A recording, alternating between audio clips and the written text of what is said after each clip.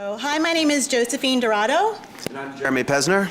And we'll be presenting a few points about ReACTor, a mobile news game, where mobile news meets mobile gaming. So we just want to talk a little bit about online activism first. There are a lot of really great online activist efforts in the past few years, like the Japan Earthquake Relief Fund, the actions against SOPA, Philippines Relief, Hurricane Sandy, etc. So just to focus in on one, I'll talk about the Japanese Earthquake Relief Fund, which was very, very much aided by Zynga, the makers of Farmville. So 24 hours after the Japanese earthquake, Zynga, the makers of Farmville, created a daikon, a little plant that you could plant in your Farmville, and then 100% of those proceeds went to the Earthquake Emergency Fund, and in 5 days, $1.5 million was raised. So that's kind of an amazing resource. And all of these initiatives were only possible within the time frame and scale because of the internet. As great as all these different social activism initiatives are, they suffer from a fragmentation issue. People are working on different causes, on different platforms, with different people involved. And therefore, for someone else who's just starting out and wants to figure out what to do, it's not really clear. In the case of that green sign there, you can see 5 different Twitter hashtags that were in use during the Philippines relief effort. The moral of this story is that there is currently no underlying service or structure that really represents the future of online activism as a total movement.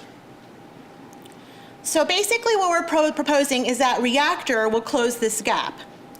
And it will be a mobile game that encourages activism around news stories that people care about. So in the moment that you read a piece of news and you get inspired to help, it will be matched to an action that you can do about that news item. You'll be able to see what's going on around you and see what you can do about it. So in these mock-ups, you'll see the red pins on the left are the news items around you, and the green pins on the right are the actions that you can take on those news items.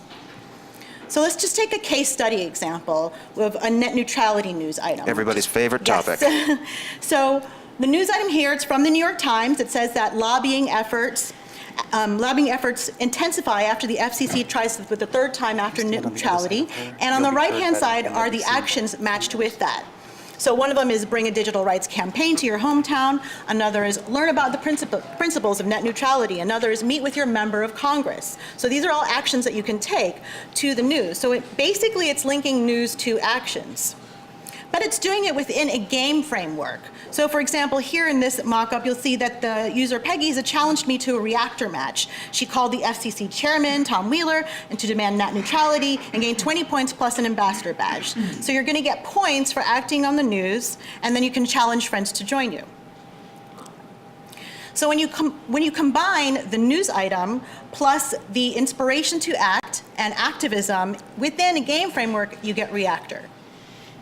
Let's talk about the growth of mobile news and mobile gaming over the past few years. Even just a few years ago, people didn't have mobile. The idea of mobile news was not nearly so developed. Now, many people have an iPhone or another mobile device, and they almost always use it to go online and read some type of news. The news platforms themselves have also shifted to fit this mobile ecosystem, which has resulted in people reading a lot more news than they did before.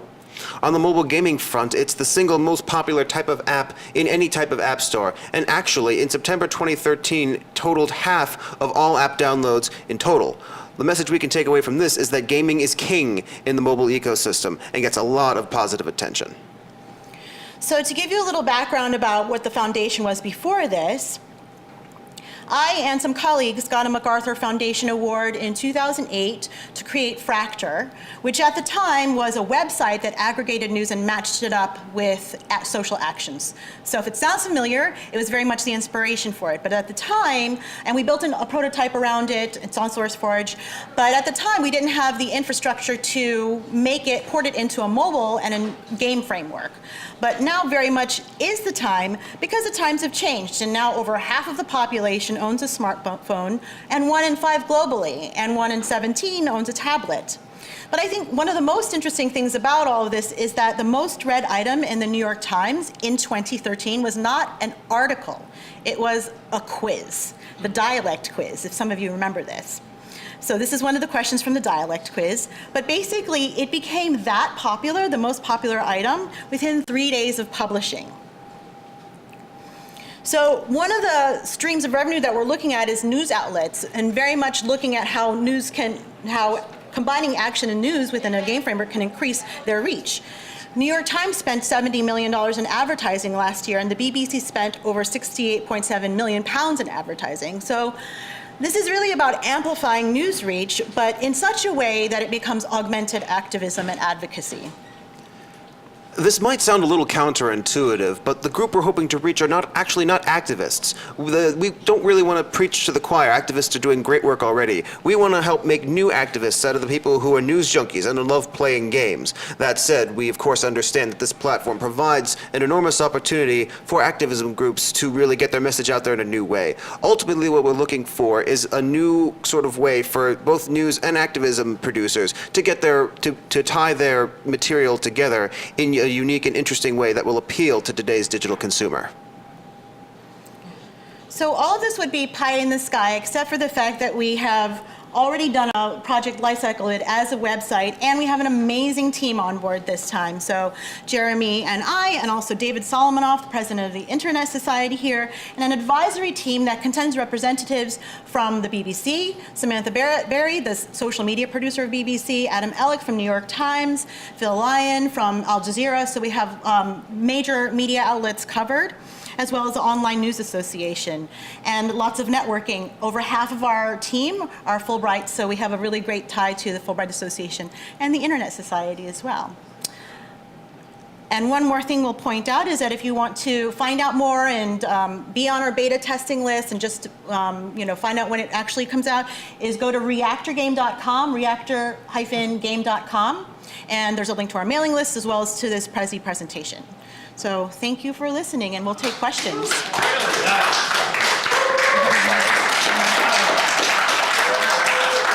don't you come up and take questions with us? Yeah. You're just applauding because we did it in a short amount of time, right? Yeah. Yeah. I wish everybody were that good. No, we'd love to hear from you. What are some of your thoughts and questions? Yes? I have three quick questions which should have quick answers. Mm-hmm. Who sets the value for different activities? How do you decide what the activities are and whether or not people follow through with them? And then are the news sources kind of balanced on both sides / side agnostic? That is to say, if there's a news story about some bill that liberalizes one issue and then on the other side there's an opposition to that takes the opposite stance, will your app allow activists on both sides to get those items and react accordingly? Yeah. I'm just going to repeat that back to make sure we understood, and also for the live stream. First of all, who sets the value of the different activism items? Who sets what the activism items actually are? And will the news items carry both sides of the issue? Is that correct? All right. Ready to go? So I'll answer one of the questions. Basically, as far as the value and the point system goes, we're looking at points. And we'll fit this all within, like, when we strategize around the game mechanic and things like that. But basically, we'll dole out points for actions, but the points that require more of an engagement, like actually, staging like a digital rights campaign or calling a chairman versus just clicking on something or, something that's sort of like click activism. Basically, the things that require a little bit more engagement, we'll put like a points multiplier on. So that is something that we're looking at. Getting arrested give you more points? Does getting arrested give you more points? I think you become you get an ambassador badge for that. And then as far as verification goes, that is something that we're very much thinking about. So we're thinking about setting up the partnerships and the relationships with the NGOs and then having a contact there verify that somebody actually did it. And of course that would only be if something was done that was specific to that particular NGO as far as like specific actions go. To your third point, that was actually a piece of advice that we've been discussing recently, because you're right. You can't just read one article on one issue from one perspective and expect to go out and do something about it. And in terms of the way we want to incentivize a greater understanding, there are different ways to do that. Perhaps you need to read several different news items before you can even see what the actions are. Maybe you get more points if you continue to educate yourself on the issue. In terms of achieving a balance, that's going to be a very subjective thing. How do we know when we've had enough of each side? But we want to encourage, yes, continual learning and understanding about the issue, not just read it and go. Yeah. One thing we're also looking at is porting it over so it can be customized and white labeled for educational institutions. So if teachers want to educate on a particular topic, like say health sciences, we can have it so it's filtered only to articles about health sciences and the actions are ported over as well. So it's something that is also sort of a relationship we're looking at. Over here? Yes, how would you advise someone who wants to move towards social media, toward a social issue, and be able to use this methodology, I would say, in technology, to be able to forge it based on the state-of-the-art information that may already be out there? Let me repeat that back. You're asking how to move to a digital strategy that leverages already existing information? Yes. Well, the brilliant thing about ReACTor is that we're building it as a platform, and that we want it to be something much like Facebook or really any social media type of thing today. We want it to be something that people can use and populate with their own issues. Of course, this requires a number of things. It requires you as a news consumer to pull in different news stories that you think are relevant. And it also means that other people interested in the issue can pull in things of their own. So it's really, we want to encourage a type of collaborative understanding here and encourage news and activism that's not just based on one person's agenda, but a number of different people's interests and thoughts upon the process. But we certainly want to make ReACTor available for you and anybody else interested in doing what you described. Thank you. Thank you.